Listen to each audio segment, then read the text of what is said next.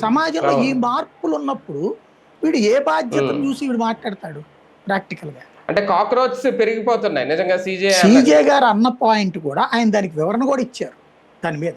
అవును. ఆయన అన్న పాయింట్ హ్మ్. ఏంటంటే లాయర్లలో కొంతమంది ప్రాక్టీస్ లేనోళ్ళు యెస్. పిల్స్ వేసుకుని యెస్. ఆ హ్మ్. పిల్లుకి అర్థం పర్థం ఉండదు పిల్లు. ఆ! ఏది పడితే అది వీడికి ఏ ఫీలింగ్ వస్తే అది హ్మ్. ప్రజా ప్రయోజనం. అన్ ప్రజా అదే పిల్లు. హ్మ్. పిఐఎల్ అంటే హ్మ్. Public public interest litigation. హ్మ్. లిటిగేషన్. నిజంగా అవును. నీకు పిఐఎల్ వెయ్యాలంటే మనకి హ్మ్. ఇవాళకి కూడా ఫర్ ఎగ్జాంపుల్ ఒక సెంటర్కి వెళ్తాం మనం, ఏది షాపింగ్కి వెళ్తాం. హ్మ్. షాపులలో షాపింగ్ మాల్లో అయితే బాత్రూమ్లు అవి ఉంటున్నాయి, గుడ్. అవును. రోడ్డు మీద హ్మ్. మనం షాపింగ్ చేస్తుంటాం. ఆ! గబక్కన లేడీస్ బాత్రూమ్కి వెళ్ళాలంటే ఎక్కడ ఉందండి? మగాళ్ళు అయితే జిప్పు అవును. తీసుకుని పక్కన ఎక్కడో చోట పోసుకుంటాం. వాళ్ళకి ఏంటి అవును. ఇబ్బంది?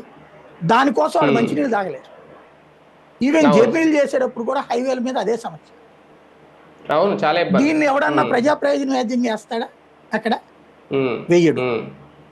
లేదు, మనకి సంబంధించినటువంటి సెక్యూరిటీ పర్పస్ గురించినో సైబర్ క్రైమ్స్ లో విపరీతంగా దోపిడీ జరుగుతుంది.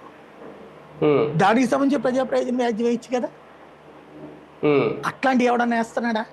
లేదు. హ్మ్. అసలు ఇవన్నీ కాదండి, నిజంగా ప్రజా ప్రయోజన వ్యాజ్యం ఏమేయాలో తెలుసా? కోర్టులలో నా భాషలో వాదన ఎందుకు ఉండటానికి వీల్లేదు అని ప్రజా ప్రయోజన వ్యాజ్యం అది. హ్మ్. సవాల్ చేయాల్సిన వ్యాజ్యం ఇది. హ్మ్. సుప్రీంకోర్టులో మనం చూస్తుంటే ఇంగ్లీష్తో పాటు హిందీలో కూడా మాట్లాడుతున్నారు జడ్జిలు. అవును. మరి మీరు దేశంలో ఎక్కువ మంది మాట్లాడే భాష కాబట్టి మాట్లాడుతున్నాను, ఆ భాష ఎందుకు మాట్లాడకూడదు నేను?